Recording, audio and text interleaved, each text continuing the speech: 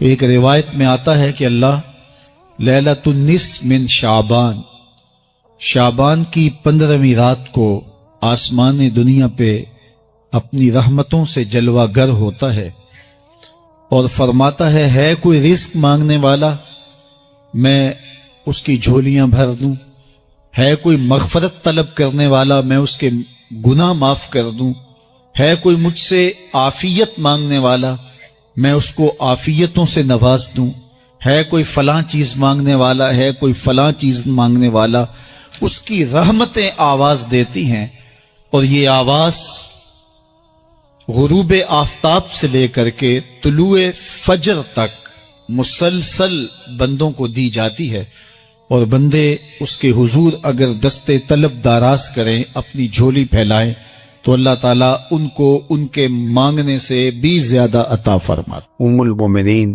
سیدہ عائشہ رضی اللہ تعالی عنہا فرماتی ہیں کہ حضور علیہ السلام کو رمضان المبارک کے بعد سب سے زیادہ روزے شعبان المعظم میں رکھتے ہوئے دیکھا ہے۔ ماہ شعبان میں رمضان المبارک کا شدت سے انتظار کرنا، اس کی ہمیں ترغیب دی گئی ہے، بلکہ رجب کا چاند طلوع ہوتے ہی یہ دعا مانگا کرتے تھے میرے اور آپ کے آقا و مولا کہ اللہ ہمیں شعبان تک اور پھر رمضان المبارک تک پہنچا دے۔ اس مہینے کا آنے والے موسم نور کا استقبال کرنا، اس کے شوق میں بے تابیوں کا اظہار کرنا، یہ اللہ جل شانہ کے ساتھ محبت کی علامت ہے۔ شعبان المعظم کے دن گن گن کے گزارے جائیں کہ اتنے دن رہ گئے ہیں رمضان المبارک میں، اب اتنے دن رہ گئے ہیں رمضان المبارک میں۔ انسانی ذہن میں یہ سوال پیدا ہو سکتا ہے کہ متعینہ وقت پر تو اس مہینے نے آنا ہی ہے، اور اگر زندگی موجود رہی تو اس کو پا ہی لیں گے، تو اس شدت سے انتظار کرنے کا کیا مطلب؟ تو اس کا جواب یہ ہے، بیرون ملک سے کسی کے بزرگ نے، والد نے یا کسی کے بیٹے نے آنا ہو تو وہ 2 ماہ قبل ہی آنکھیں فرش راہ کیے ہوتے ہیں اور گن گن کے دن گزار رہے ہوتے ہیں، اور جو ہی لمحے قریب آتے ہیں تو پھر گھڑیاں اور ساعتیں بھی گنی جاتی ہیں، بار بار گھڑی دیکھتے ہیں، ابھی تک پہنچے نہیں، جبکہ یہ طے ہے کہ 5:02 پہ فلائٹ اترے گی۔ تو بار بار گھڑی دیکھنے کا مطلب لاہور سے 2 گھنٹے یہاں گجرانوالہ میں پہنچتے ہوئے لگیں گے، لیکن ہر 10 منٹ کے بعد کہ ذرا پتہ کرو کہاں تک پہنچے ہیں۔ کیا مطلب اس کا؟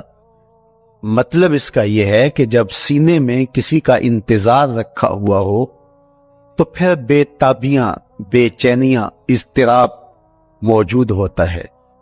ہم دنیا کے لوگوں کے ساتھ جو ربط و رشتہ رکھتے ہیں اس کے مطابق ان کا انتظار ہوتا ہے۔ کچھ آنے والے ایسے بھی ہوتے ہیں جنہوں نے ہمیں بتایا ہوتا ہے کہ فلاں دن ہم پہنچیں گے، اور وہ دروازے پہ دستک دے رہے ہوتے ہیں اور ہم سو کے اٹھ رہے ہوتے ہیں، اور اچانک جب پتہ چلتا ہے کہ فلاں باہر دروازے پہ دستک دے رہے ہیں تو ہم استقبال تو کر رہے ہوتے ہیں، لیکن ہمارے ذہن میں یہ بھی ہوتا ہے وہ میں بھول گیا، تو اب تو یہ کام بھی میرے ذمہ ہے، تو مجھے یاد آ گیا ہوتا۔ تو جن لوگوں کے لیے دل میں محبتوں کی جگہ ہو تو ان کے لیے پھر سارے کام مؤخر کر کے ان کے استقبال کیے جاتے ہیں۔ یہ مہینہ اللہ کی رحمتوں کا موسمی بہار ہے، چھم چھم رحمتیں برستی ہیں، انوار اترتے ہیں، گناہگاروں کو آتش دوزخ سے نجات بخش دی جاتی ہے۔ تو اس کا استقبال کرنا، اس کے لیے انتظار کرنا، گن گن کے دن گزارنا، لمحے اور ساعتیں بسر کرتے ہوئے بار بار ماہ سیام کا ذکر کرنا اس مہینے کے ساتھ محبت کی دلیل ہے، اور اس مہینے کے ساتھ محبت اللہ سے محبت کی دلیل ہے۔ اس لیے اس مہینے کا استقبال کرنا، اس کے لیے تیاری کرنا، اپنے گھر کو صاف کرنا، اس کے لیے اپنی اولاد کے دل میں شوق پیدا کرنا اور ماحول پہلے پیدا کرنے کی کوشش کرنا، تاکہ جو ہی یہ ماہ جلوہ گر ہو تو روزہ رکھنے کا مزاج پیدا ہو چکا ہو، تلاوت کلام مجید کا مزاج پیدا ہو چکا ہو، دیگر نوافل اور اچھے اعمال بجا لانے کی عادت پڑ چکی ہو۔ تو شعبان میں ہی اس کی تیاری ہوتی ہے، تاکہ رمضان المبارک آتے ہی ہم پوری طرح سے مستعد اور فعال ہو کر کے اس مہینے کی برکتوں کو سمیٹ لیں۔ اللہ کے محبوب علیہ السلام نے ارشاد فرمایا کہ جب ماہ سیام آتا ہے فتحت ابواب الجنہ، تو جنت کے 8 دروازے کھول دیے جاتے۔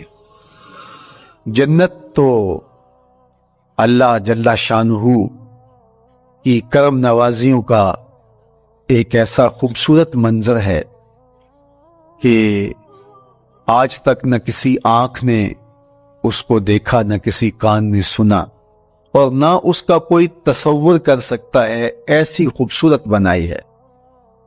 وہاں کی ہوائیں جب چلتی ہیں تو گرد نہیں اڑتا، کستوری اڑتی ہے۔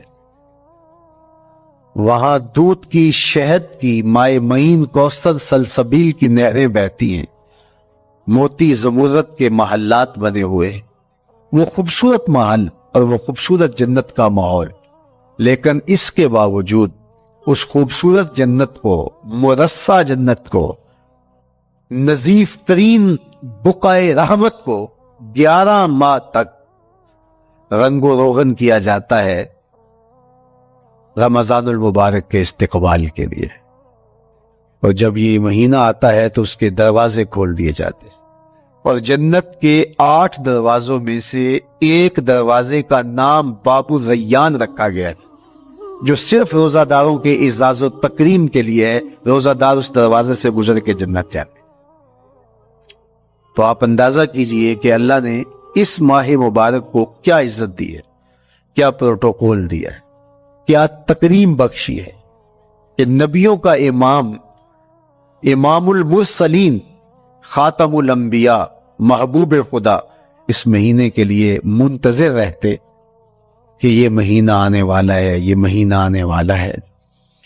حضرت سیدنا سلمان فارسی رضی اللہ تعالی عنہ فرماتے ہیں کہ شعبان کی آخری تاریخ کو حضور نے ایک خطبہ ارشاد کیا۔ بعض علماء نے کہا کہ یہ شعبان کا آخری جمعہ تھا، یا ہو سکتا ہے کہ آخری جمعہ 29 شعبان کو ہی ہو۔ تو رمضان المبارک سے قبل حضور نے یہ خطبہ ارشاد کیا، جو مختلف کتب احادیث میں موجود ہے۔ یا ایھا الناس، اے لوگو، قد اظلکم شہر عظیم، اللہ نے تمہارے اوپر ایک بہت پاکیزہ، پر نور، عالی مرتبت مہینہ سایہ فگن کر دیا ہے۔ شہر فیہ لیلۃ خیر من 1000 شہر، اس مہینے میں ایک ایسی رات ہے جو 1000 مہینے سے بہتر ہے۔ جعل اللہ صیامہ فریدہ وقیام لیلۃ تطوعا، اس مہینے کے دن کے روزے فرض قرار دیے گئے اور راتوں کا قیام نفل بنایا گیا۔ تراویح کی صورت کے اندر راتوں کے قیام کا ماحول پیدا ہوتا ہے، صلاۃ اللیل پڑھی جاتی ہے، نوافل پڑھے جاتے ہیں کثرت کے ساتھ۔ یہ اس مہینے کی شانیں ہیں، یہ اس مہینے کی رونقیں ہیں۔ اس مہینے میں اللہ تعالیٰ نے خاص کرم نوازیاں عطا کی ہیں اہل ایمان کو۔ وَمَن تَقَرَّبَ فِيهِ بِخَصْلَةٍ مِّنَ الْخَيْرِ كَانَ كَمَنْ أَدَّى فَرِيضَةً فِيمَا سَوَاهُ، ایک نفل کا ثواب ایک فرض کے برابر اس مہینے میں کر دیا جاتا ہے۔ وَمَنْ أَدَّى فَرِيضَةً كَانَ كَمَنْ أَدَّى 70 فَرِيضَةً فِيمَا سَوَاهُ، اور اگر کوئی ایک فرض ادا کرتا ہے تو اس کو 70 فرائض کا ثواب ملتا ہے۔ اس قدر نیکیوں کا اجر بڑھا دیا جاتا ہے، ان کی قیمت بڑھا دی جاتی ہے اس مہینے میں۔ اور پھر ارشاد فرمایا وَهُوَ شَهْرُ الصَّبْرِ، یہ صبر کا مہینہ ہے۔ ہونے کے باوجود بھی انسان تناول نہیں کرتا، ٹھنڈا میٹھا مشروب میسر ہے اور زبان کانٹا بن گئی، حلق خشک ہو گیا، لیکن اس کے باوجود بھی ایک گھونٹ حلق سے نیچے اتارنے کا روادار نہیں ہوتا۔ وضو کرتے بھی احتیاط کرتا ہے کوئی قطرہ آب حلق سے نیچے نہ ٹپک جائے۔ تو یہ صبر سکھاتا ہے، جب ہو بھی تو انسان اس سے گریز کرے، تو جب ہوگا نہیں تو پھر انسان صبر کا عادی بن جاتا ہے، تو یہ صبر کی عادت ڈالتا ہے، یہ شہر الصبر ہے۔ پھر فرمایا وَالصَّبْرُ ثَوَابُهُ الْجَنَّةُ، اور سنو صبر کا ثواب جنت ہے۔ جو شخص صابر ہوتا ہے اس کا صلہ جنت کی صورت میں عطا کیا جائے گا۔ وَشَهْرُ الْمَوَاسَاتِ، اور یہ ہمدردی کا مہینہ ہے، باہمی پیار کا مہینہ ہے، الفت بانٹنے کا مہینہ ہے، نرم دلی کا مہینہ ہے، ایک دوسرے کے احساس کا مہینہ ہے۔ جب کوئی شخص بھوک اور پیاس کاٹتا ہے تو اس کو پھر محسوس ہوتا ہے، بالخصوص امراء، کہ بھوک کیا بلا ہوتی ہے، اور جو نان شبینہ کو ترستے ہیں اور جنہیں کھانا میسر نہیں آتا ان کی زندگیاں کتنی تلخ ہوتی ہیں۔ تو بھوک اور پیاس احساس پیدا کرتی ہے ان لوگوں کا کہ جو اللہ کی دی ہوئی نعمتوں سے محروم ہیں۔ تو اس لیے یہ ایک قسم کا رحم دلی کا مہینہ ہے، پیار بانٹنے کا مہینہ ہے، یہ الفتیں تقسیم کرنے کا مہینہ ہے۔ وَشَهْرٌ يُزَادُ فِيهِ رِزْقُ الْمُؤْمِنِ، اور یہ ایسا مبارک مہینہ ہے جس میں مومن کا رزق بڑھا دیا جاتا ہے۔ روزہ کھانا بچانے کے لیے یہ اخراجات کم کرنے کے لیے نہیں ہے، بلکہ اس میں آپ کا رزق اور بڑھ جاتا ہے۔ ایسی ایسی نعمتیں کھانے کو ان لوگوں کو بھی نصیب ہو جاتی ہیں عام دنوں میں جو ان کا مقصود نہیں ہوتی۔ دسترخوان لگتے ہیں، افطاریاں ہوتی ہیں، سحری کے لمحات ہوتے ہیں، کوئی کسی کو ویسے کھانا کھلائے تو اس دسترخوان پہ کھانے کے لیے آنا اس کا اور رنگ ہوتا ہے۔ لیکن افطار کا دسترخوان جب بچھتا ہے اور لوگ جب اس کے اوپر آتے ہیں، امیر بھی آتے ہیں، غریب بھی آتے ہیں، تو اللہ کی دی ہوئی نعمتیں جو دسترخوان پہ پڑی ہوتی ہیں ان کو اٹھاتے ہیں، کام و دہن کی تسکین کا سامان کرتے ہیں، عزت نفس بھی مجروح نہیں ہوتی اور طرح طرح کی نعمتیں کھانا بھی دستیاب ہو جاتی ہیں۔ تو یہ ایک مہینہ ہے مواسات کا، اس میں رزق بڑھ جاتا ہے، غرباء تک بھی اللہ کی نعمتیں وہ پہنچتی ہیں جو عام دنوں میں ان کو میسر نہیں ہوتی، اور امراء بھی نعمتوں کا لطف لیتے ہیں، نعمتوں کا مزہ انہیں آتا ہے، اس لیے کہ بھوک کاٹنے کے بعد جب ان کو نعمت میسر آتی ہے تو پھر انہیں احساس ہوتا ہے۔ جو شخص ہر وقت سیراب رہتا ہے تو اس کو کیا پتا کہ شدید بھوک کے بعد کھانے کا لطف کیا ہوتا ہے۔ سخت پیاس کے بعد میٹھا اور ٹھنڈا مشروب جب رگوں کو تر کرتے ہوئے معدے تک پہنچتا ہے تو اس کی تراوت، اس کی ٹھنڈک، اس کی لذت، اس کا کیف و سرور، اس کی عذوبت اس طرح راحت بخشتی ہے۔ اسی لیے میرے اور آپ کے آقا و مولا نے ایک دوسرے مقام پہ ارشاد فرمایا لِلصَّائِمِ فَرْحَتَانِ فَرْحَةٌ عِنْدَ فِطْرِهِ وَفَرْحَةٌ عِنْدَ لِقَاءِ رَبِّهِ، روزے دار کے لیے دو خوشیاں ہیں، ایک خوشی اسے تب ملتی ہے جب وہ روزہ افطار کرتا ہے، وہ لمحے مسرتوں کے ہوتے ہیں، ایک روحانی احساس ہوتا ہے، اتنا لمبا دن، اتنا سخت دن، گرمی کی شدت، مالک تیرا شکر ہے لمحہ اختتام پہنچا اور یہ اتنا لمبا دن تیرے حکم کی تعمیل کرتے ہوئے بسر ہو گیا۔ ایک تو روزہ کھولتے ہوئے وہ ایک سرشاری ہوتی ہے، وہ ایک لذت ہوتی ہے، روحانی تسکین ہوتی ہے۔ آج کل وہ افطار کے دسترخوان لگتے ہیں تو جس طرح ہمارے سارے معاملات جو ہیں وہ ملوث ہو گئے ہیں ریا سے، تصنع سے، اس طرح افطار بھی ایک فیشن کے طور پہ فروغ پا رہی ہے۔ تو اس میں امراء کو اور شخصیات کو بلایا جاتا ہے، اور ایسے لوگ کثرت کے ساتھ ہوتے ہیں جن کا روزہ بھی نہیں ہوتا، تو پھر ظاہر ہے رسمن تو اتنی دیر تک وہ کچھ نہیں اٹھا سکتے جب تک اذان کی آواز نہیں آتی، افطار کے لمحے نہیں آتے۔ تو اس وقت جو روزہ دار ہوتا ہے جب وہ مشروب لے رہا ہوتا ہے، جب وہ کوئی لقمہ اتار رہا ہوتا ہے، تو اس کی جو فرحت ہوتی ہے، اور جس نے روزہ نہیں رکھا اور وہ بھی افطار کے دسترخوان پہ بیٹھا ہے، تو کیا اس کو کوئی روحانی حظ، کوئی سرور، افطار کے لمحوں کا کوئی لطف مل سکتا ہے؟ وہ بیچارہ کتنا بے چین ہوتا ہوگا کہ یہ شخص ہے کمزور ہے، سارا دن مزدوری کر کے آیا ہے، اور اس کا بھی تو سارا دن گزر گیا بھوک اور پیاس سے، اور میں صحت مند ہوں اور سارا دن ٹھنڈے ماحول میں رہا ہوں اور مجھے توفیق نہیں ملی، تو وہ گھونٹ کتنے مشکل اس کے لیے ہوتے ہوں گے۔ اور روزہ دار کے لیے کس قدر وہ آسودہ بخش لمحے ہوتے ہیں کہ جب اس کو یہ مسرت ہو رہی ہوتی ہے کہ مالک تیرا شکر، گرم موسم، زباں کاٹا، حلق خشک، اور تو نے تکمیل تک لمحے پہنچائے اور میرا دن خیریت سے گزر گیا، تو وہ اس کے لیے ایک خوشی کا لمحہ، روحانی مسرت کی کیفیت۔ اور دوسری کہ جب وہ ٹھنڈا اور میٹھا مشروب، سارے دن کی سوکھی ہوئی زبان اور خشک حلق، اور انسان کی جو ہے وہ رگیں بھی، انتڑیاں بھی خشک ہو چکی ہوتی ہیں، تو ٹھنڈا اور میٹھا مشروب جب انسان کے معدے کی طرف بڑھ رہا ہوتا ہے، زبان بولے نہ بولے، ایک ایک رواں اللہ کی حمد بول رہا ہوتا ہے، اور تشکر انسان کے رگ و ریشہ سے ادا ہو رہا ہوتا ہے، اور اس کی کیفیت، اس کی سرشاریاں، اس کی لذتیں وہ دیکھنے کی ہوتی ہیں۔ تو کہا للصائم فرحتان، روزے دار کو تو ایک فرحت اس وقت ملتی ہے عند فطرہ ہی، جب وہ روزہ کھولتا ہے، روحانی فرحت بھی، جسمانی فرحت بھی۔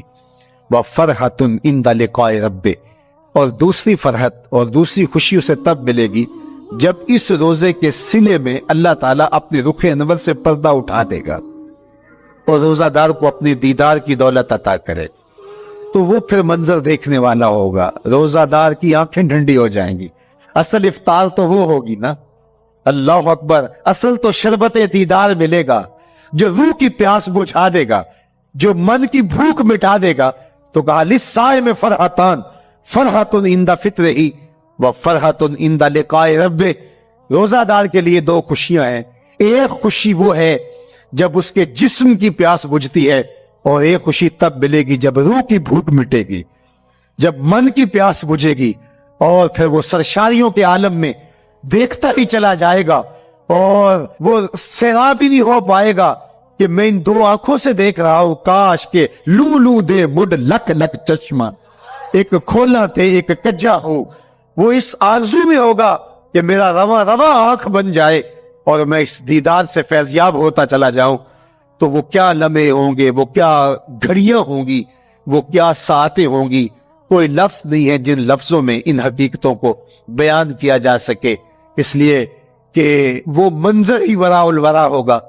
تو روزہ دار کو فرحت ملتی ہے جب وہ روزہ کھولتا ہے۔ فرمایا وَشَهْرٌ يُزَادُ فِيهِ رِزْقُ الْمُؤْمِنِ، اس میں مومن کا رزق بڑھا دیا جاتا ہے۔ وَمَنْ فَطَّرَ فِيهِ صَائِمًا كَانَ مَغْفِرَةً لِذُنُوبِهِ، جس نے روزہ دار کا روزہ افطار کروایا۔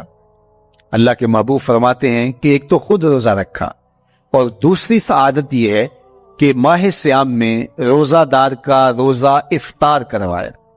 آپ شریعت بیضاء کو بنظر عمیق مطالعہ کر کے دیکھیں، ماہ سیام میں بہت زیادہ اس بات پہ زور دیا گیا ہے کہ روزہ افطار کرواؤ۔ اپنے گھر میں بیٹھ کر کے روزہ افطار کر لینا یہ بھی سعادت مندی ہے، روزہ نصیب ہو جائے، لیکن اس بات پہ بہت زور دیا گیا ہے ماہ سیام میں کہ ایک ماحول پیدا ہو، لوگوں کو افطار کروائیں تاکہ تمام لوگوں تک اللہ تعالیٰ کی نعمتیں پہنچیں، اور لوگوں تک جو ہے وہ رمضان المبارک کی برکتیں پہنچیں۔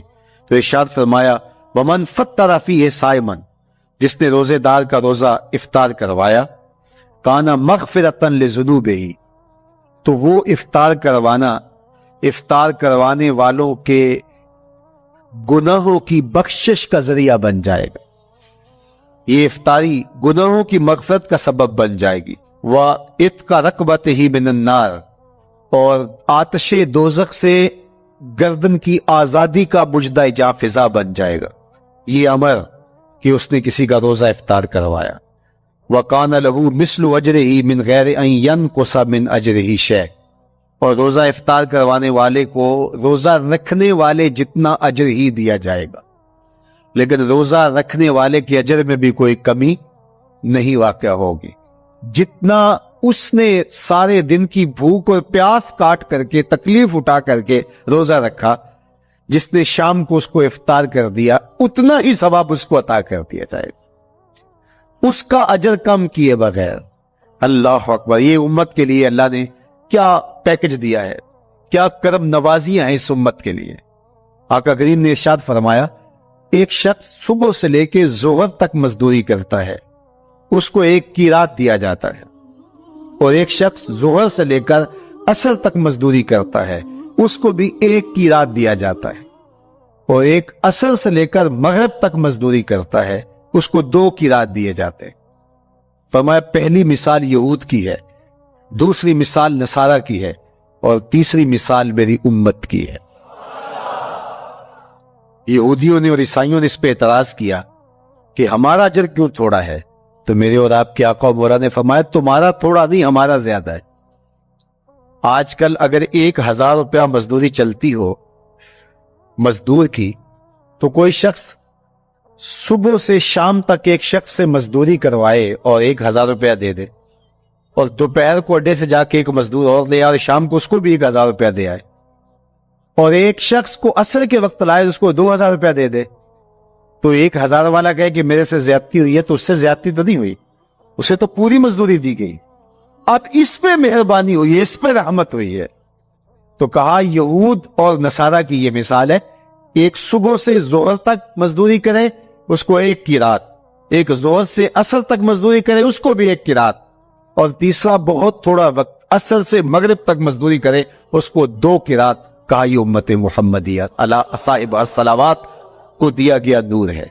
تو ایک شخص نے سویر سے لے کر شام تک روزہ رکھا، بھوک کاٹی، پیاس کاٹی، سخت شدت کی گرمی سہی، اور ایک شخص نے شام کے وقت اس کو روزہ افطار کروا دیا۔ اور سنو حضور علیہ السلام کا فرمان، جب حضور نے فرمایا کہ اس کو پورا اجر ملے گا پہلے کے اجر کو کم کیے بغیر، تو صحابہ کا تو دل تڑپنے لگا کہ یہ کتنی بڑی بات ہے۔ اب آپ جانتے ہیں کہ یہ زمانہ ایسی معاشی خوشحالیوں کا نہیں تھا، لوگوں کے پاس تو نان شبینہ بھی میسر نہیں ہوتا تھا، تو صحابہ نے جو سوال کیا، قالوا یا رسول اللہ صلی اللہ علیہ وسلم، انہوں نے کہا اے اللہ کے پیارے رسول صلی اللہ علیہ وسلم، لیسا کلنا یجد ما یفطر الصائم، ہم میں سے تو ہر بندہ یہ طاقت نہیں رکھتا کہ روزہ دار کو روزہ افطار کروا دے، تو یہ اتنی بڑی سعادت، تو یہ تو پھر اہل زر ہی یہ سعادت حاصل کر پاتے ہیں، ہمارے جیسے لوگ تو پھر جو مال و دولت نہیں رکھتے تو وہ تو پھر یہ سعادت نہیں حاصل کر پائیں گے۔ تو میرے اور آپ کے آقا مولا نے کیا فرمایا؟ قال، حضور نے ارشاد فرمایا، یؤتی اللہ ھذا الثواب، یہ ثواب اللہ اسے شخص کو بھی عطا کرے گا، من فطر صائما علی مزقۃ لبن او تمرۃ او شربۃ من ماء، فرمایا کہ یہ اجر اللہ اس کو بھی عطا کرے گا جس نے کسی کا روزہ 1 گھونٹ دودھ سے کھلوا دیا، یا 1 کھجور سے کھلوا دیا، یا پانی کے 1 گھونٹ سے اس کا روزہ افطار کروا دیا۔ لازمی نہیں ہے کہ دسترخوان سجا ہو، انواع اقسام کے کھانے پڑے ہوں، اور وہ افطاری ہی افطاری قرار پائے گی۔ جس نے کسی کو وہاں باہر ٹوٹیوں سے پانی کا گلاس بھر کے، کٹورا بھر کے سادہ پانی بھی پیش کر دیا، تو اس کو بھی ثواب مل جائے گا۔ کتنا ثواب ملے گا؟ پورا روزہ رکھنے کا ثواب اس کو ملے گا۔ کتنی رحمتوں کی لوٹ سیل لگی ہے، کوئی ایسے بھی بانٹتا ہے، کوئی ایسے بھی کرم نوازیاں ہوتی ہیں، لیکن میرے رب کے خزانے کتنے کھلے ہیں۔ میں نے مدینہ المنورہ میں ایک شخص کو دیکھا کہ وہ روزے کے وقت وہاں سے ہی گلاس لیتا اور زمزم سے بھرتا اور روزہ داروں کے آگے رکھتا چلا جاتا، اور روزانہ اس کا یہ عمل ہوتا۔ نماز عصر کے بعد شروع ہوتا جتنی اس کی پہنچ ہوتی ہر ایک کے آگے رکھتا چلا جاتا. پانی بھی وہاں سے لیا, گلاس بھی وہاں سے لیا. اللہ اکبر. فرمایا دودھ کا ایک گھونٹ یا پانی کا ایک گلاس یا ایک کھجور اس نے کسی کو پیش کی اور اس نے اس سے روزہ کھولا. اللہ کے محبوب فرماتے ہیں پہلے کے اجر میں بغیر کسی کمی کے اس کو پورا ثواب روزے کا نصیب ہوگا. اللہ اکبر. اب سنو, پھر حضور نے ارشاد فرمایا ومن اشبع صائما, اور جس نے صحیح اہتمام کے ساتھ روزے دار کو اچھا کھانا کھلایا, اچھی پرتکلف افطاری دی, سقاہ اللہ من الحوض شربتا لا یظمأ حتی یدخل الجنہ, اس کو حوض کوثر سے ایسا جام ملے گا کہ اس کو کبھی پیاس نہیں ملے گی یہاں تک کہ جنت میں چلا جائے گا. اللہ اکبر. اس کو کوثر کے جام نصیب حشر کی گرمی میں.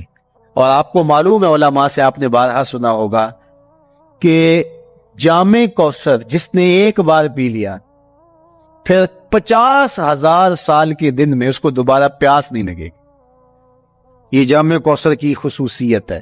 فرمایا وَهُوَ شَهْرٌ أَوَّلُهُ رَحْمَةٌ, یہ وہ مہینہ ہے جس کے پہلے 10 دن رحمت ہے اور اس کا درمیانی اشرا مغفرت ہے. وَآخِرُهُ عِتْقٌ مِّنَ النَّارِ, اور اس کا آخری اشرا جو ہے وہ آتش دوزخ سے نجات کا ضامن ہے.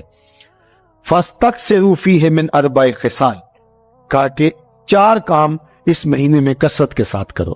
خصلتان ترضون بہما ربکم, 2 کام تو وہ ہے جس سے تم اپنے رب کو راضی کرو گے. وخصلتان لا غنا بکم عنہما, اور 2 کام ایسے ہیں کہ ان سے بے نیاز نہیں ہو سکتے تو وہ تمہیں کرنے پڑیں گے. اما الخصلتان اللتان ترضون بہما ربکم, وہ 2 خصلتیں 2 کام جن کے ذریعے سے تم اپنے رب کو راضی کر سکو. فشہادت لا الہ الا اللہ, وہ گواہی دینا ہے لا الہ الا اللہ. وتستغفرونہ, اور تم کثرت سے استغفار کرو, اللہ سے بخشش مانگو. یہ 2 کام تم نے کرنے ہیں. وَأَمَّا الْخَصْلَتَانِ اللَّتَانِ لَا غِنَىٰ بِكُمْ عَنْهُمَا, اور وہ چیزیں جن بغیر تمہیں چارہ نہیں ہے. فَتَسْأَلُونَ الْجَنَّةَ وَتَعُوذُونَ مِنَ النَّارِ, اللہ سے جنت طلب کرو اور دوزخ سے پناہ مانگو. تو یہ 2 کام جو تمہاری ضرورت ہے تم اس مہینے میں کثرت کے ساتھ کرو. تو یہ مہینہ رحمتوں کی لوٹ سیل کا مہینہ ہے, یہ کرم نوازیوں کے امٹتے ہوئے دھارے ہیں. یہ سیل رحمت ہے جو کہ من کی سیرابی کا سبب اور ذریعہ ہے. خوش نصیب ہیں جو ماہ صیام کو خوبصورتی کے ساتھ بسر کرتے ہیں, اس کے آنے سے پہلے استقبال کرتے ہیں, گھروں میں صفائی کریں, اہتمام کریں, مساجد میں اہتمام کریں, تاکہ بچوں میں یہ شوق پیدا ہو کہ ماہ صیام آ رہا ہے. جب ہم بچے تھے تو ہمارے والدین رمضان المبارک سے قبل ہی رمضان المبارک کی تیاریاں شروع کر دیا کرتے تھے. اس وقت گھر میں شربت تیار ہوا کرتے تھے گڑ کے, اور وہ پہلے ہی مائیں گھر میں تیاری کرنا شروع کر دیا کرتی تھی. ایک شوق پیدا کرنا مقصود ہوتا ہے. تو کچھ چیزیں ایسی ہیں کہ آرڈر لکھے اور 1 سیکنڈ میں گھر پہنچ جائے, لیکن کچھ چیزیں یہ جو ہے وہ تیار کرنی چاہیے, شوق پیدا ہو. گھروں کے اندر ماؤں کو چاہیے کہ افطاری کو اہتمام کے ساتھ تیار کریں تاکہ بچوں کو شوق پیدا ہو اور یہ ایک ماحول پیدا ہو, قرآن مجید کی تلاوت کا ماحول پیدا ہو, جاگنے سونے کے جو ہے وہ شیڈول مرتب کیے جائیں, مساجد کی آبادی کا سامان کیا جائے. آج کی بابرکت شب نور, شب برات کے نام سے معروف اور مشہور ہے. اس بابرکت شب کے دامن میں اتنی برکتیں اور اتنی رحمتیں ہیں کہ اللہ جل شانہ گناہگاروں کو جہنم کی آگ سے آزاد فرما دیتا ہے. ام المومنین سیدہ طیبہ طاہرہ سیدہ عائشہ صدیقہ رضی اللہ تعالی عنہا فرماتی ہیں, ایک دن میں دیکھا کہ حضور میرے حجرہ میں نہیں ہیں, تو میں حضور کو تلاش کرنے نکلی. جنت البقیع میں آسمان کی طرف سر اٹھائے حضور اللہ سے التجائیں کر رہے تھے. مجھے دیکھا تو ارشاد فرمایا, عائشہ کیا تم نے یہ سمجھا کہ اللہ کا رسول تم سے زیادتی کرے گا؟ فرماتی ہیں میں نے عرض کی یا رسول اللہ صلی اللہ علیہ وسلم، میں یہ سمجھا شاید آپ کسی زوجائے محترمہ کے حجرہ میں تشریف لے گئے ہیں۔ فرمایا آج لیلۃ النصف من شعبان، شعبان کی 15ویں رات ہے، درمیانی شب ہے۔ اس رات کو اللہ تعالی جل شانہ آسمان دنیا پہ نزول اجلال فرماتا ہے اور قبیلہ بنو کلب کی بکریوں کے بالوں سے زیادہ لوگوں کو جہنم کی آگ سے آزاد کر دیتا ہے۔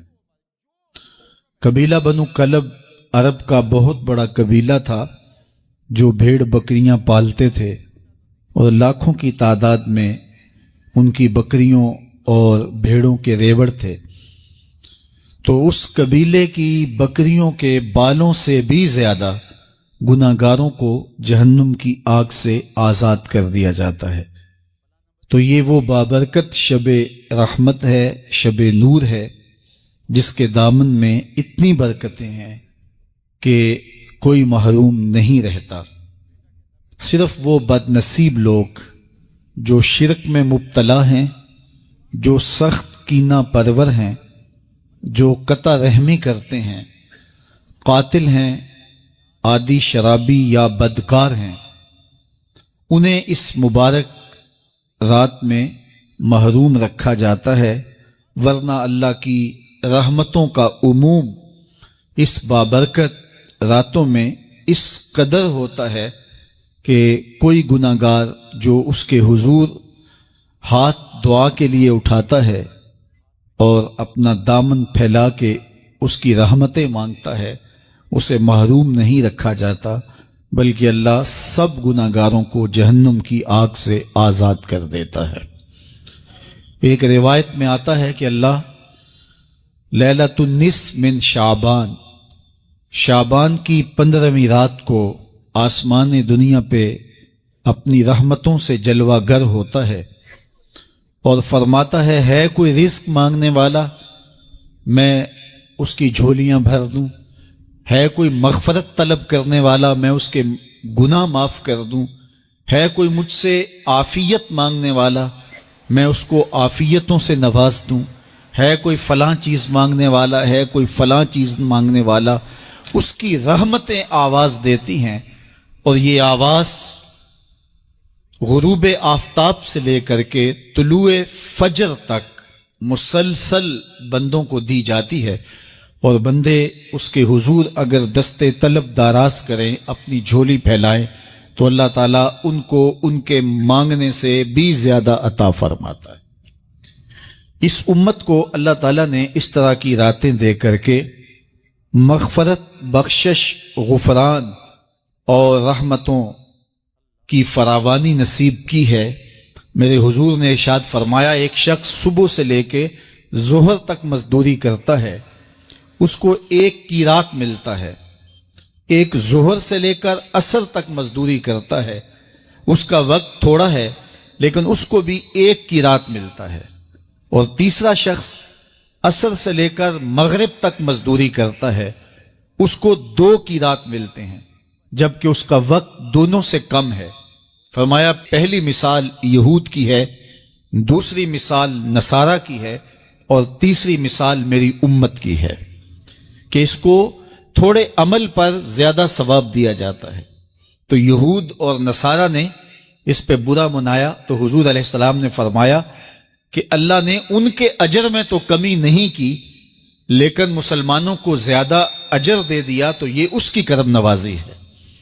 تو یہ تھوڑے وقت کی عبادتیں اور چند راتوں کی بیداری اور مخصوص اوقات میں اللہ کے حضور عبادت و ریاضت ایک گناہ گار کو کہاں سے کہاں تک پہنچا دیتی ہے، اس کے گناہوں کی معافی کا ذریعہ بھی بنتی ہے اور درجات کی بلندی کا سبب بھی۔ دیکھیے لیلۃ القدر ایک رات 1000 مہینے کی عبادتوں سے بہتر قرار پاتی ہیں۔ اسی طرح دیگر مواقع ہیں کہ اللہ تعالیٰ اس امت کے لیے رکھے ہیں۔ رحمت رب بہانامی طلب، اور یوں بھی پڑھا گیا رحمت رب بہانہ می طلب، اس کی رحمتیں قیمت نہیں مانگتی اور اس کی رحمتیں بہانہ تلاش کرتی ہیں، تو وہ اپنے بندوں کو بخشنے پہ آمادہ ہے اگر وہ اپنا دامن طلب پھیلائیں۔ قرآن مجید میں ایک مقام دیکھیے کتنا دل آویز ہے، فرمایا ما یفعل اللہ بعذابکم، اللہ تمہیں عذاب دے کے کیا کرے گا؟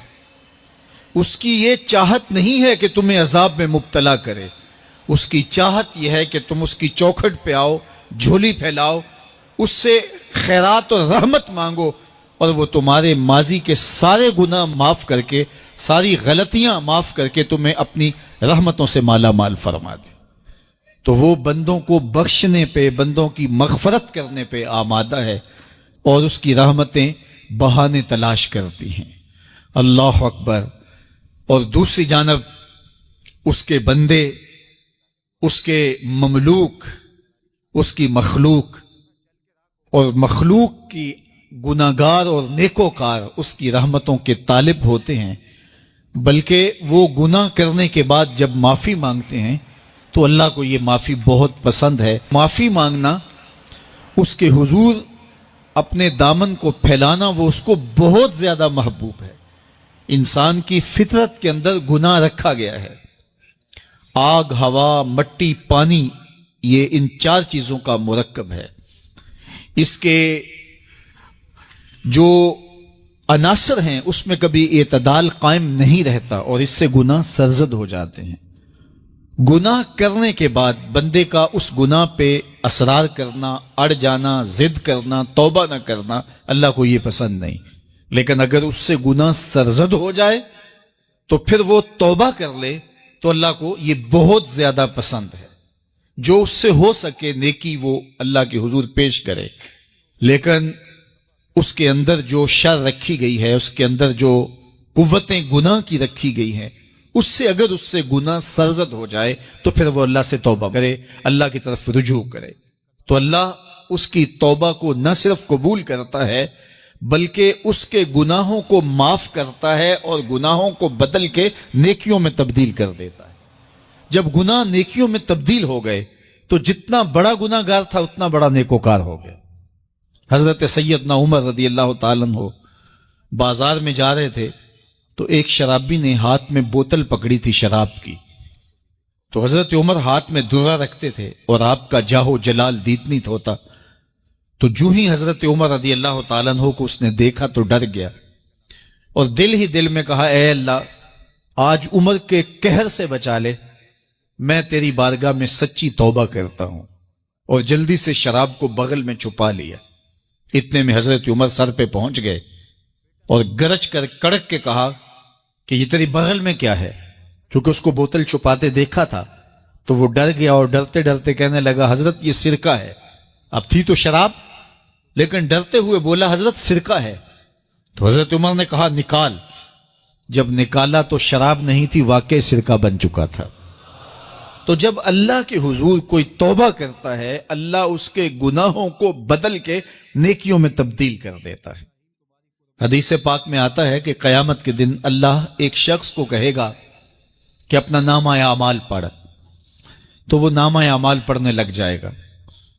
تو نامہ اعمال کے اندر چھوٹے گناہ بھی ہوں گے، بڑے گناہ بھی ہوں گے، تو اللہ سے حیا کرتے ہوئے، شرم کرتے ہوئے وہ بڑے بڑے گناہوں کو چھوڑتا جائے گا اور چھوٹے چھوٹے گناہوں کو پڑھتا رہے گا۔ جب وہ سارے گناہ پڑھ چکے گا اور کتاب ختم ہوگی تو اللہ تعالیٰ اسے فرمائے گا میرے بندے تو نے یہ جتنے گناہ پڑھے ہیں میں نے سب کو بدل کے نیکیوں میں تبدیل کر دیا۔ تو بندہ کہے گا اللہ ابھی تو میرے بڑے بڑے گناہ رہتے ہیں جو میں نے پڑھے ہی نہیں۔ فَضَحِكَ النَّبِيُّ حَتَّى بَدَتْ أَنْيَابُهُ، حضور جب یہ بیان فرما رہے تھے تو حضور اتنا مسکرائے کہ صحابہ نے حضور کی داڑھیں دیکھ لی۔ تو پہلے وہ بڑے بڑے گناہ چھوڑے جا رہا تھا، لیکن جب اللہ فرمائے گا کہ میں تیرے گناہوں کو بدل کے نیکیوں میں تبدیل کر دیا تو وہ کہے گا ابھی تو بڑے بڑے گناہ رہتے جو میں نے ابھی پڑھے ہی نہیں۔ تو جب کوئی بندہ اس کے حضور توبہ کرتا ہے اللہ یہ نہیں دیکھتا اس نے گناہ کتنے کیے ہیں، یہ دیکھتا ہے بندہ آیا میری چوکھٹ پہ ہے تو اللہ اس کے پچھلے سارے گناہ معاف فرما دیتا ہے۔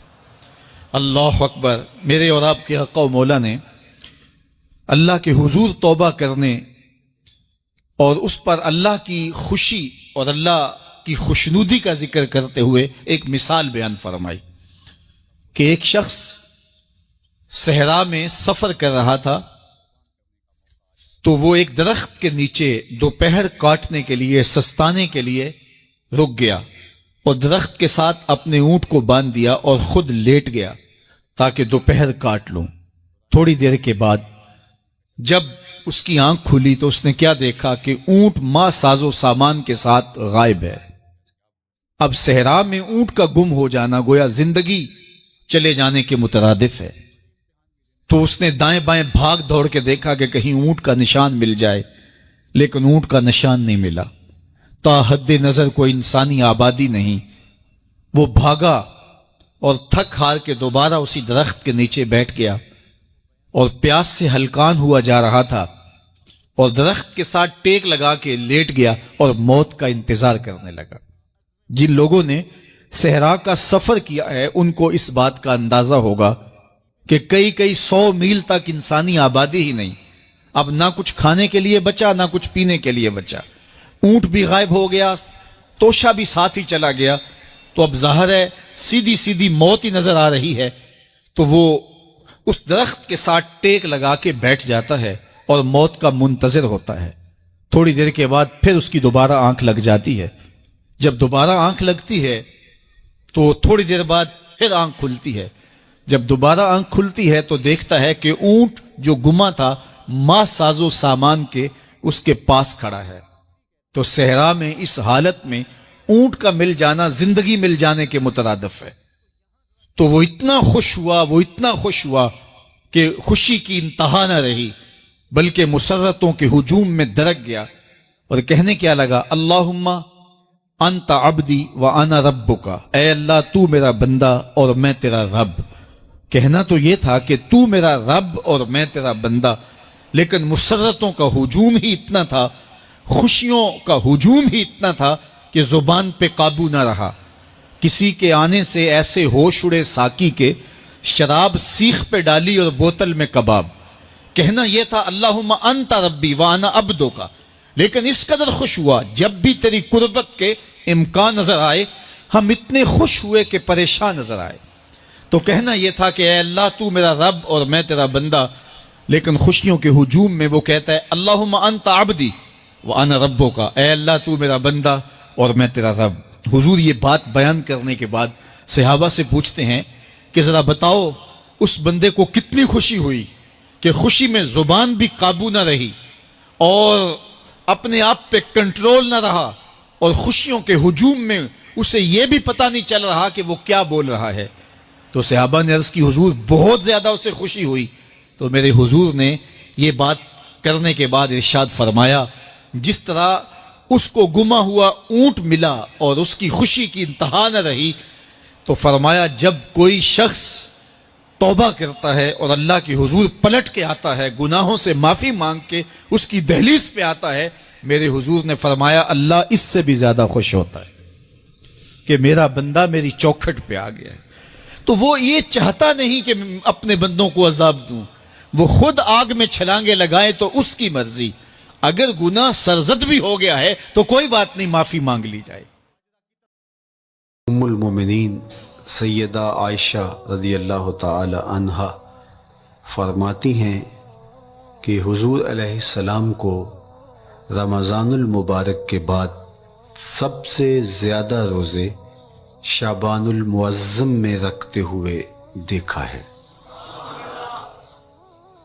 ماہ شعبان میں رمضان المبارک کا شدت سے انتظار کرنا، اس کی ہمیں ترغیب دی گئی ہے، بلکہ رجب کا چاند طلوع ہوتے ہی یہ دعا مانگا کرتے تھے میرے اور آپ کے آقا و مولا کہ اللہ ہمیں شعبان تک اور پھر رمضان المبارک تک پہنچا دے۔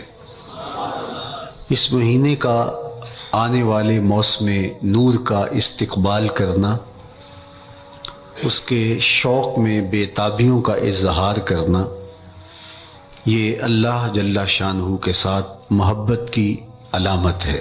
شعبان المعظم کے دن گن گن کے گزارے جائیں کہ اتنے دن رہ گئے ہیں رمضان المبارک میں، اب اتنے دن رہ گئے ہیں رمضان المبارک میں۔ انسانی ذہن میں یہ سوال پیدا ہو سکتا ہے کہ متعینہ وقت پر تو اس مہینے نے آنا ہی ہے، اور اگر زندگی موجود رہی تو اس کو پا ہی لیں گے، تو اس شدت سے انتظار کرنے کا کیا مطلب؟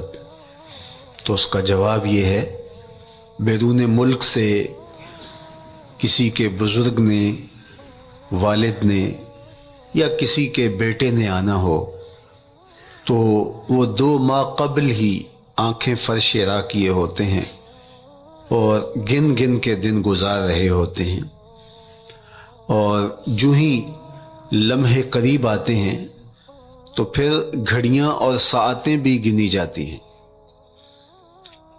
بار بار گھڑی دیکھتے ہیں، ابھی تک پہنچے نہیں، جبکہ یہ طے ہے کہ 5:02 پہ فلائٹ اترے گی۔ تو بار بار گھڑی دیکھنے کا مطلب، لاہور سے 2 گھنٹے یہاں گجرانوالہ میں پہنچتے ہوئے لگیں گے، لیکن ہر 10 منٹ کے بعد کہ ذرا پتہ کرو کہاں تک پہنچے ہیں۔ کیا مطلب اس کا؟ مطلب اس کا یہ ہے کہ جب سینے میں کسی کا انتظار رکھا ہوا ہو تو پھر بے تابیاں، بے چینیاں، اضطراب موجود ہوتا ہے۔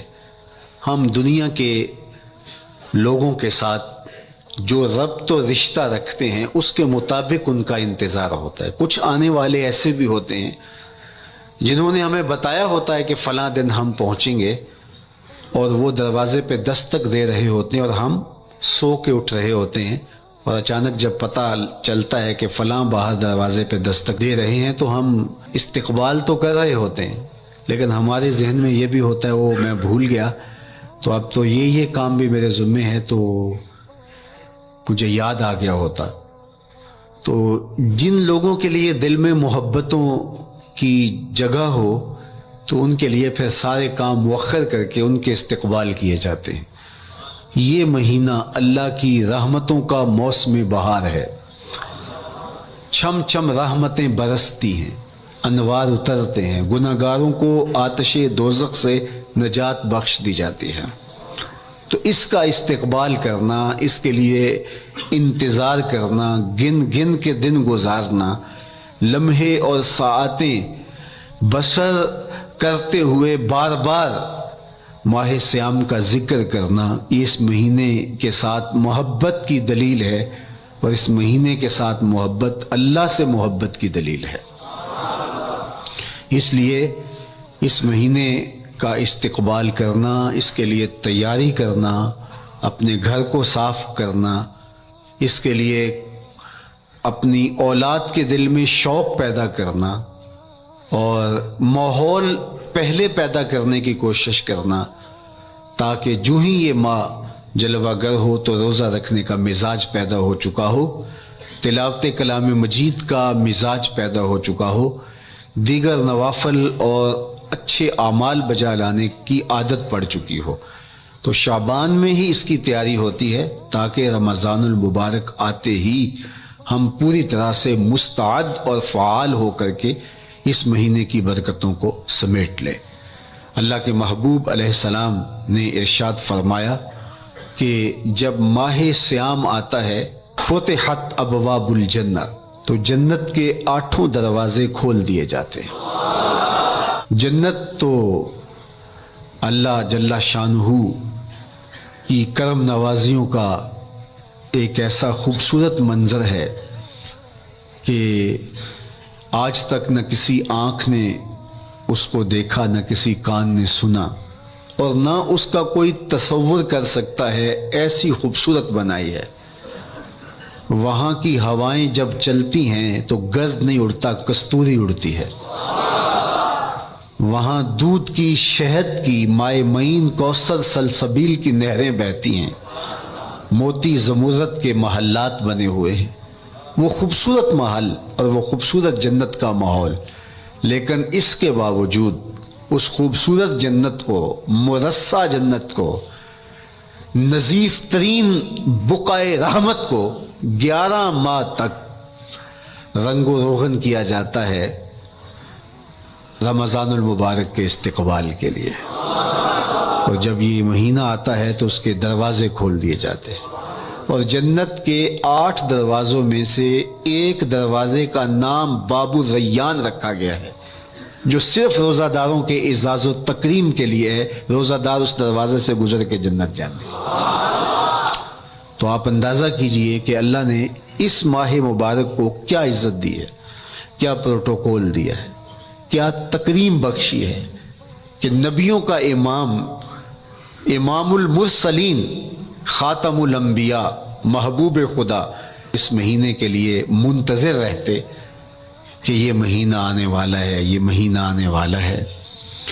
حضرت سیدنا سلمان فارسی رضی اللہ تعالی عنہ فرماتے ہیں کہ شعبان کی آخری تاریخ کو حضور نے ایک خطبہ ارشاد کیا۔ بعض علماء نے کہا کہ یہ شعبان کا آخری جمعہ تھا، یا ہو سکتا ہے کہ آخری جمعہ 29 شعبان کو ہی ہو۔ تو رمضان المبارک سے قبل حضور نے یہ خطبہ ارشاد کیا، جو مختلف کتب احادیث میں موجود ہے۔ یا ایھا الناس، اے لوگو، قد اظلکم شہر عظیم، اللہ نے تمہارے اوپر ایک بہت پاکیزہ، پر نور، عالی مرتبت مہینہ سایہ فگن کر دیا ہے۔ شہر فیہ لیلۃ خیر من الف شہر، اس مہینے میں ایک ایسی رات ہے جو 1000 مہینے سے بہتر ہے۔ جعل اللہ صیامہ فریدہ و قیام لیلۃ تطوع، اس مہینے کے دن کے روزے فرض قرار دیے گئے اور راتوں کا قیام نفل بنایا گیا۔ تراویح کی صورت کے اندر راتوں کے قیام کا ماحول پیدا ہوتا ہے، صلاۃ اللیل پڑھی جاتی ہے، نوافل پڑھے جاتے ہیں کثرت کے ساتھ۔ یہ اس مہینے کی شانیں ہیں، یہ اس مہینے کی رونقیں ہیں۔ اس مہینے میں اللہ تعالیٰ نے خاص کرم نوازیاں عطا کی ہیں اہل ایمان کو۔ وَمَن تَقَرَّبَ فِيهِ بِخَصْلَةٍ مِّنَ الْخَيْرِ كَانَ كَمَنْ أَدَّى فَرِيضَةً فِيمَا سَوَاهُ، ایک نفل کا ثواب ایک فرض کے برابر اس مہینے میں کر دیا جاتا ہے۔ وَمَنْ أَدَّى فَرِيضَةً كَانَ كَمَنْ أَدَّى 70 فَرِيضَةً فِيمَا سَوَاهُ، اور اگر کوئی ایک فرض ادا کرتا ہے تو اس کو 70 فرائض کا ثواب ملتا ہے۔ اس قدر نیکیوں کا اجر بڑھا دیا جاتا ہے، ان کی قیمت بڑھا دی جاتی ہے اس مہینے میں۔ اور پھر ارشاد فرمایا وَهُوَ شَهْرُ الصَّبْرِ، یہ صبر کا مہینہ ہے۔ ہونے کے باوجود بھی انسان تناول نہیں کرتا، ٹھنڈا میٹھا مشروب میسر ہے اور زبان کانٹا بن گئی، حلق خشک ہو گیا، لیکن اس کے باوجود بھی ایک گھونٹ حلق سے نیچے اتارنے کا روادار نہیں ہوتا۔ وضو کرتے بھی احتیاط کرتا ہے کوئی قطرہ آب حلق سے نیچے نہ ٹپک جائے۔ تو یہ صبر سکھاتا ہے، جب ہو بھی تو انسان اس سے گریز کرے، تو جب ہوگا نہیں تو پھر انسان صبر کا عادی بن جاتا ہے، تو یہ صبر کی عادت ڈالتا ہے۔ یہ شہر الصبر ہے۔ پھر فرمایا والصبر ثوابہ الجنہ، اور سنو صبر کا ثواب جنت ہے۔ جو شخص صابر ہوتا ہے اس کا صلہ جنت کی صورت میں عطا کیا جائے گا۔ وشہر المواسات، اور یہ ہمدردی کا مہینہ ہے، باہمی پیار کا مہینہ ہے، الفتیں بانٹنے کا مہینہ ہے، نرم دلی کا مہینہ ہے، ایک دوسرے کے احساس کا مہینہ ہے۔ جب کوئی شخص بھوک اور پیاس کاٹتا ہے تو اس کو پھر محسوس ہوتا ہے، بالخصوص امراء، کہ بھوک کیا بلا ہوتی ہے، اور جو نان شبینہ کو ترستے ہیں اور جنہیں کھانا میسر نہیں آتا ان کی زندگیاں کتنی تلخ ہوتی ہیں۔ تو بھوک اور پیاس احساس پیدا کرتی ہے ان لوگوں کا کہ جو اللہ کی دی ہوئی نعمتوں سے محروم ہیں۔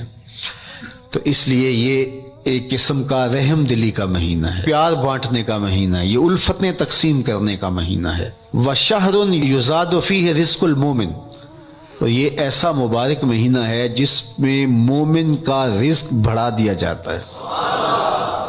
روزہ کھانا بچانے کے لیے یہ اخراجات کم کرنے کے لیے نہیں ہے، بلکہ اس میں آپ کا رزق اور بڑھ جاتا ہے۔ ایسی ایسی نعمتیں کھانے کو ان لوگوں کو بھی نصیب ہو جاتی ہیں عام دنوں میں جو ان کا مقسوم نہیں ہوتی۔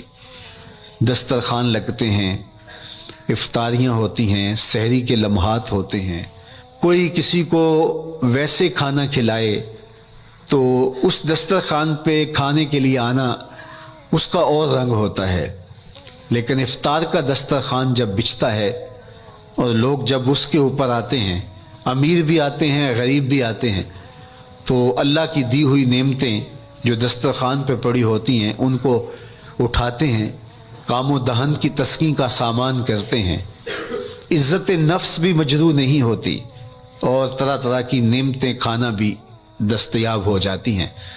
تو یہ ایک مہینہ ہے مواسات کا، اس میں رزق بڑھ جاتا ہے، غرباء تک بھی اللہ کی نعمتیں وہ پہنچتی ہیں جو عام دنوں میں ان کو میسر نہیں ہوتی، اور امراء بھی نعمتوں کا لطف لیتے ہیں، نعمتوں کا مزہ انہیں آتا ہے، اس لیے کہ بھوک کاٹنے کے بعد جب ان کو نعمت میسر آتی ہے تو پھر انہیں احساس ہوتا ہے۔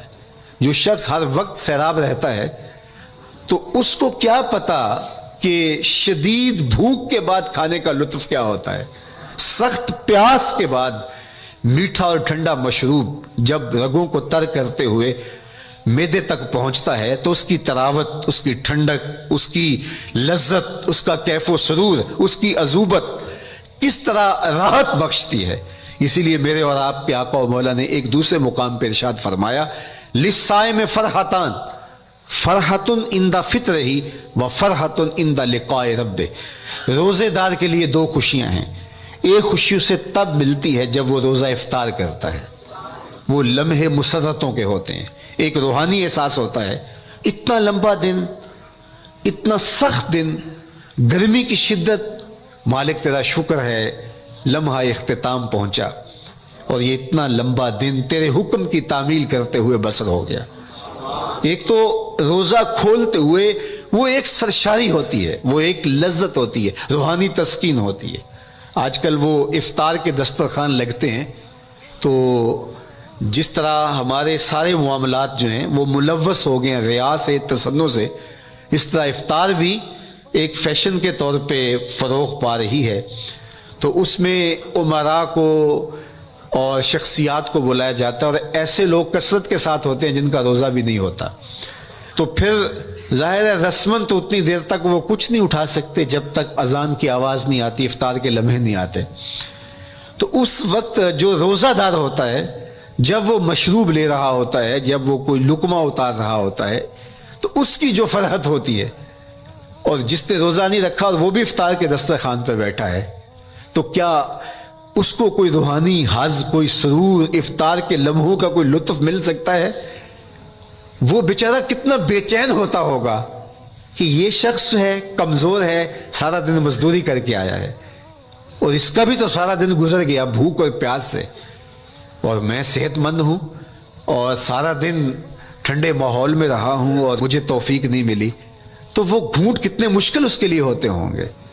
اور روزہ دار کے لیے کس قدر وہ آسودہ بخش لمحے ہوتے ہیں کہ جب اس کو یہ مسرت ہو رہی ہوتی ہے کہ مالک تیرا شکر، گرم موسم، زباں کانٹا، حلق خشک، اور تو نے تکمیل تک لمحے پہنچائے اور میرا دن خیریت سے گزر گیا، تو وہ اس کے لیے ایک خوشی کا لمحہ، روحانی مسرت کی کیفیت۔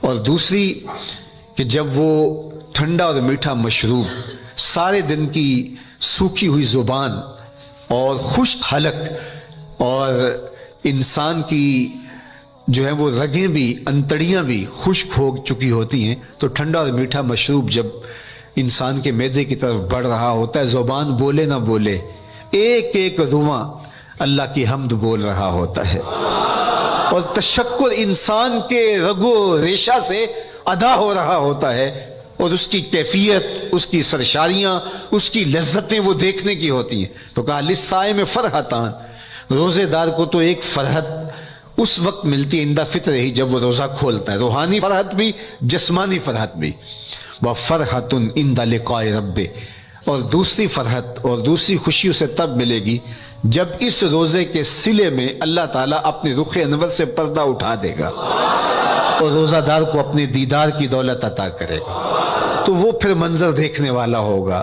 روزہ دار کی آنکھیں ٹھنڈی ہو جائیں گی۔ اصل افطار تو وہ ہوگی نا، اللہ اکبر، اصل تو شربت دیدار ملے گا جو روح کی پیاس بجھا دے گا، جو من کی بھوک مٹا دے گا۔ تو کہا لِلصَّائِمِ فَرْحَتَانِ، فَرْحَةٌ عِنْدَ فِطْرِهِ وَفَرْحَةٌ عِنْدَ لِقَاءِ رَبِّهِ، روزہ دار کے لیے دو خوشیاں ہیں، ایک خوشی وہ ہے جب اس کے جسم کی پیاس بجھتی ہے، اور ایک خوشی تب ملے گی جب روح کی بھوک مٹے گی، جب من کی پیاس بجھے گی، اور پھر وہ سرشاریوں کے عالم میں دیکھتا ہی چلا جائے گا، اور وہ سیراب ہی نہیں ہو پائے گا کہ میں ان دو آنکھوں سے دیکھ رہا ہوں، کاش کے لو لو دے مڈ لک لک چشمہ، ایک کھولا تے ایک کجا ہوں۔ وہ اس آرزو میں ہوگا کہ میرا رواں رواں آنکھ بن جائے اور میں اس دیدار سے فیضیاب ہوتا چلا جاؤں۔ تو وہ کیا لمحے ہوں گے، وہ کیا گھڑیاں ہوں گی، وہ کیا ساعتیں ہوں گی، کوئی لفظ نہیں ہے جن لفظوں میں ان حقیقتوں کو بیان کیا جا سکے، اس لیے کہ وہ منظر ہی وراء الورا ہوگا۔ تو روزہ دار کو فرحت ملتی ہے جب وہ روزہ کھولتا ہے، تو فرمایا وَشَهْرٌ يُزَادُ فِيهِ رِزْقُ الْمُؤْمِنِ، اس میں مومن کا رزق بڑھا دیا جاتا ہے۔ وَمَنْ فَطَّرَ فِيهِ صَائِمًا كَانَ مَغْفِرَةً لِذُنُوبِهِ، جس نے روزہ دار کا روزہ افطار کروایا۔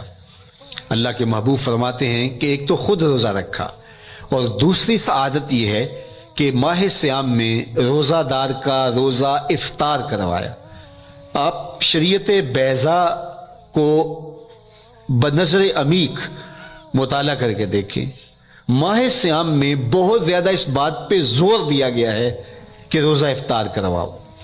اپنے گھر میں بیٹھ کر کے روزہ افطار کر لینا یہ بھی سعادت مندی ہے، روزہ نصیب ہو جائے، لیکن اس بات پہ بہت زور دیا گیا ہے ماہ صیام میں کہ ایک ماحول پیدا ہو، لوگوں کو افطار کروائیں تاکہ تمام لوگوں تک اللہ تعالیٰ کی نعمتیں پہنچیں، اور لوگوں تک جو ہے وہ رمضان المبارک کی برکتیں پہنچے۔ تو ارشاد فرمایا وَمَنْ فَطَّرَ فِيهِ صَائِمًا، جس نے روزے دار کا روزہ افطار کروایا، کَانَ مَغْفِرَةً لِذُنُوبِهِ، تو وہ افطار کروانے والوں کے گناہوں کی بخشش کا ذریعہ بن جائے گا، یہ افطاری گناہوں کی مغفرت کا سبب بن جائے گی۔ وَإِتْقَ رَقْبَتِهِ مِنَ النَّارِ، اور آتش دوزخ سے گردن کی آزادی کا مجدہ جاں فضا بن جائے گا یہ امر کہ اس نے کسی کا روزہ افطار کروایا۔ وَقَانَ لَهُ مِثْلُ أَجْرِهِ مِنْ غَيْرِ أَنْ يَنْقُصَ مِنْ أَجْرِهِ شَيْءٌ، اور روزہ افطار کروانے والے کو روزہ رکھنے والے جتنا اجر ہی دیا جائے گا، لیکن روزہ رکھنے والے کے اجر میں بھی کوئی کمی نہیں واقع ہوگی۔ جتنا اس نے سارے دن کی بھوک اور پیاس کاٹ کر کے تکلیف اٹھا کر کے روزہ رکھا، جس نے شام کو اس کو افطار کر دیا اتنا ہی ثواب اس کو عطا کر دیا جائے گا، اس کا اجر کم کیے بغیر۔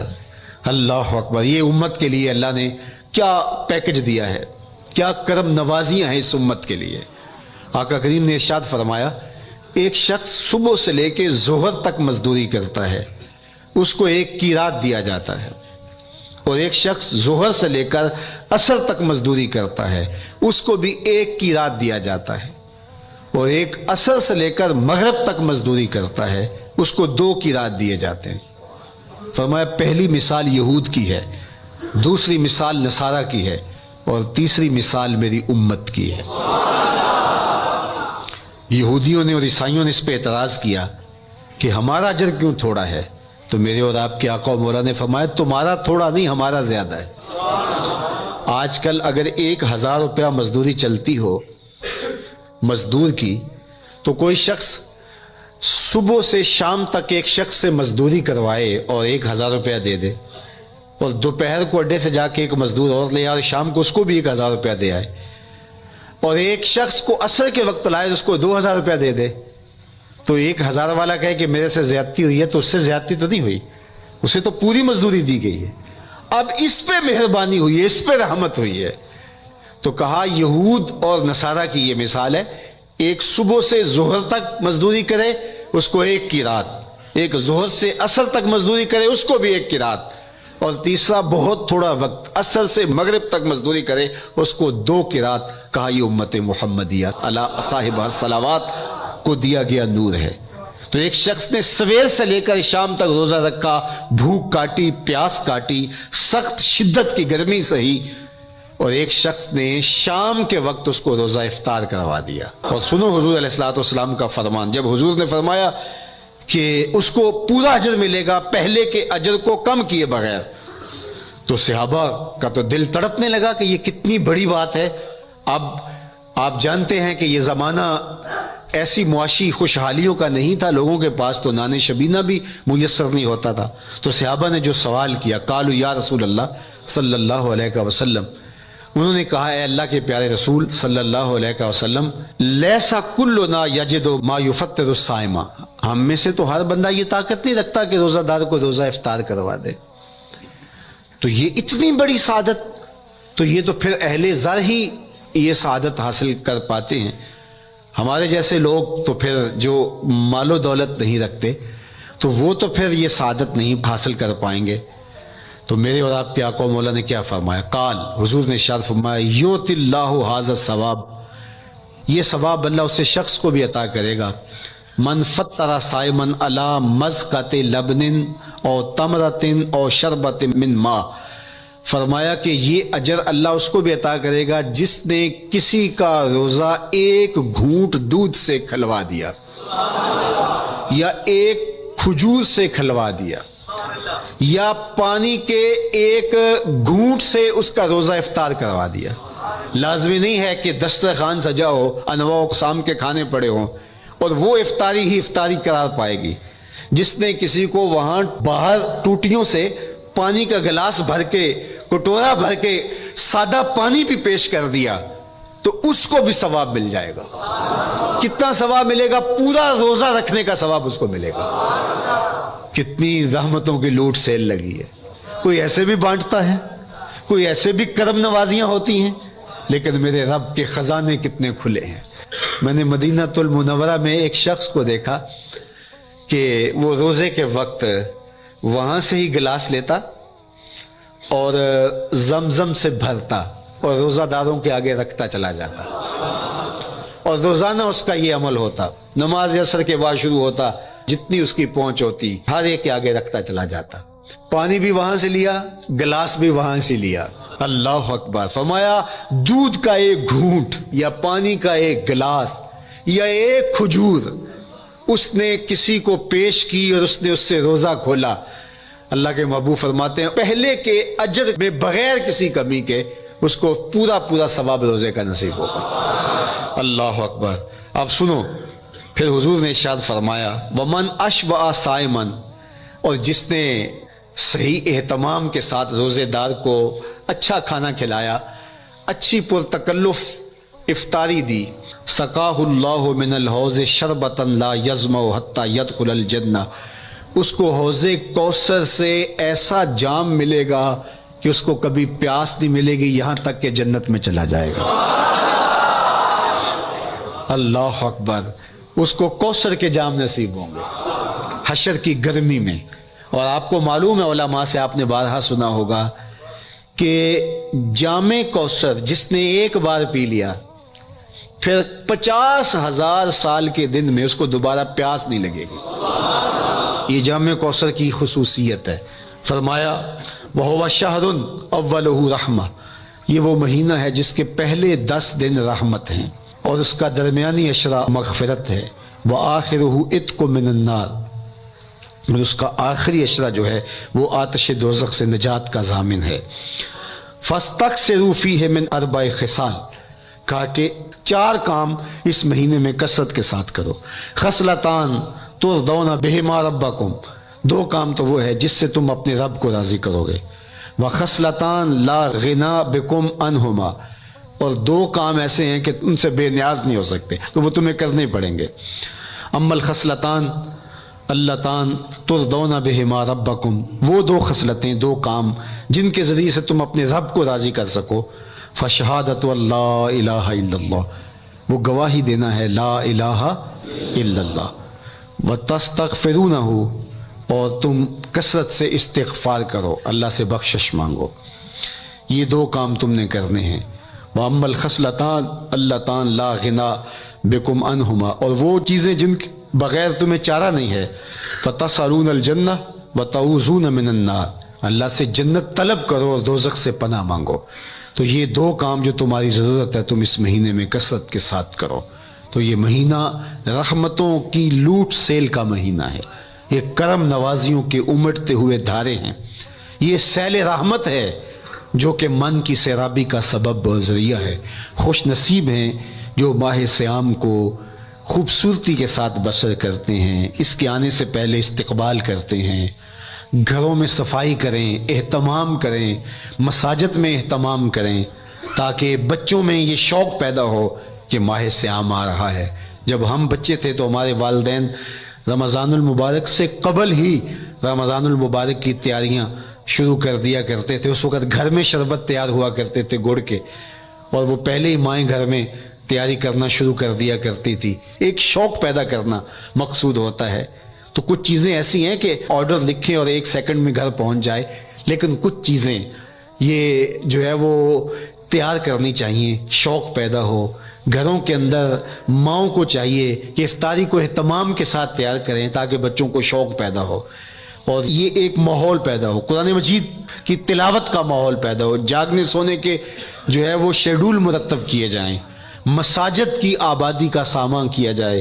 پچھلے سال تو بڑا اداس رمضان گزرا، اس لیے کہ کرونا کے حوالے سے جس طرح ملکی حالات تھے وہ آپ کے سامنے تھے۔ اس مرتبہ الحمدللہ اس طرح کے حالات نہیں ہوں گے، کچھ SOPs کو آپ کو فالو کرنا ہوگا، لیکن مسجدوں کی انشاءاللہ رونقیں بحال رہیں گی، اور صلاۃ التراویح اور سحر و افطار کے لمحے، نوافل، تسبیحات، اذکار، نمازوں میں 5 گانہ حاضریاں، یہ کیسا خوبصورت ماحول ہوتا ہے، رحمتیں برس رہی ہوتی ہیں، انوار اتر رہے ہوتے ہیں، اور وہ کیا خوبصورت لمحے ہوتے ہیں اور کیا گھڑیاں ہوتی ہیں۔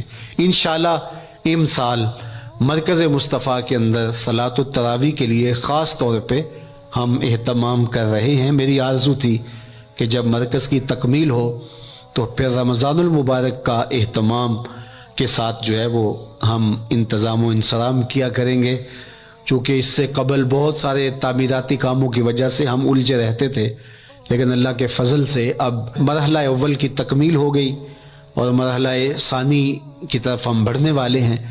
تو اس رمضان المبارک کے اندر ہمارے لیے بیٹھنے کی جگہ، خواتین کے لیے انتظام، افطار کے لیے، سحر کے لیے، دوستوں کے لیے انشاءاللہ خوبصورت اہتمام ہوگا۔ بہت اچھے قاری قرآن جو ہے وہ صلاۃ التراویح پڑھائیں گے، تو وہ میٹھے اور دل آویز لہجے اور مرکز کا ماحول، انشاءاللہ ذکر و فکر کے حلقے بھی ہوں گے، دروس قرآن کے حلقے بھی ہوں گے، تو ایک ماحول انشاءاللہ پیدا ہو، اور انشاءاللہ میں بھی آپ کے ساتھ ماہ صیام میں موجود رہوں گا، افطار کے لمحوں میں بھی، سحر کے لمحوں میں بھی، تراویح میں بھی، نمازوں میں بھی انشاءاللہ۔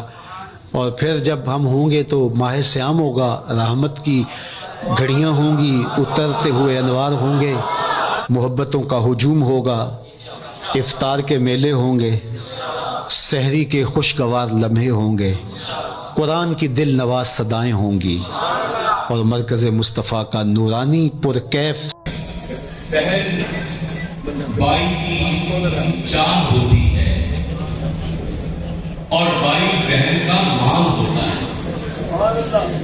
بہن اور بھائی کا رشتہ ایسا ہے کہ اگر ضرورت پڑے تو بہن ماں بن جاتی ہے، ضرورت پڑے تو بھائی باپ بن جاتا ہے، اور یہ رشتہ ایسا ہے کہ اس کا نعمت بدل کائنات میں دوسرا کوئی رشتہ نہیں ہے۔ ان چند مصروں کے ساتھ میں آگے اور اپنی شخصیت کی طرف بڑھ رہا ہوں کہ بہنیں بھائیوں کی جان ہوا کرتی ہیں، یہ آرزوئے عزیز، یہ ماں ہوا کرتی ہے ان کے پیار بھری تکرار پہ دل فدا ہوتا ہے، بہنے راضی ہوں تو راضی خدا ہوتا ہے۔ جناب ظفر اقبال مانگا صاحب کی حسنہ محترمہ اور حرمت کی بلند کے درجات کے لیے ہم سب یہاں پر موجود ہیں۔ اللہ کریم ہم تمام مسلمانوں کا اپنی مسلمان بہن کے حق میں مجتمع ہونا اور دعا کرنا اللہ کو لطف فرمائے اور ان کی بلندی کے درجات کا سبب ہے۔ میں آپ کے سامنے ایک انتہائی محترم اور واجب القدر شخصیت کو دعوت کلام، دعوت خطاب دینے جا رہا ہوں، جنہیں آپ تمام حضرات جانتے بھی ہیں، پہچانتے بھی ہیں اور مانتے بھی ہیں۔ امت کی اصلاح کے لیے ایسی شخصیات کا موجود ہونا کسی نعمت سے کم نہیں، اور جو لوگ نعمت کی قدر کرتے ہیں اللہ کریم انہیں نوازشات کے دروازے کھول کر اس طرح نوازتا ہے کہ پھر ان کا ذکر جو ہے وہ تاریخ میں بھی ملتا ہے، حال میں بھی اور مستقبل میں بھی ملتا ہے۔ ہماری خوش نصیبی ہے کہ ہمیں حضرت جیسی اللہ تعالیٰ کی طرف سے وہ نعمتیں عظمیٰ نصیب ہے کہ جنہیں سن سن کر ہم اپنی عقیدت اور عقیدہ کی صفیں درست کرنے کا شرف حاصل کرتے ہیں۔ میرے اور آپ کے محبوب خطیب ملت اسلامیہ سید الناصحین، فخر العلماء، محبوب المشائخ جناب حضرت العلام حضرت علامہ مولانا محمد رضا ثانوی صاحب فرمائیں، آپ سے گزارش کروں گا کہ جلوہ فرما ہوتے ہوئے اپنے خوبصورت لطف سے نور قرآن، فیض حدیث، اقوال اصحاب اہل بیت سے ہماری سماعتوں کو نوازیں۔ بھرپور استقبال کیجیے گا نعرہ تکبیر، نعرہ رسالت، نعرہ رسالت، سیدی مرشدی، سیدی مرشدی، علماء حق اہل سنت، بابا کہندے سرکار علماء حق اہل سنت زندہ باد۔ آپ تمام حضرات سے گزارش باضابط بلند آواز سے نوشی کریے گا۔ السلام علیکم۔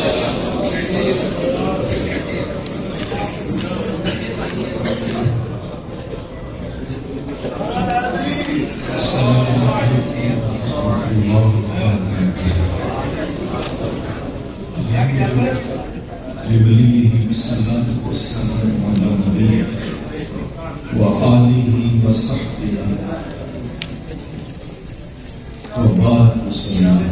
قال الله تعالى وتبارك في القرآن المجيد والفرقان الحميد في شان حبيبه مخبرا وعظيما إن الله وملائكته يصلون على النبي يا أيها الذين آمنوا صلوا عليه وسلموا تسليما اللهم صل على سيدنا ومولانا محمد وعبدك الوجود والكرم وآله وصحبه وبارك وسلم۔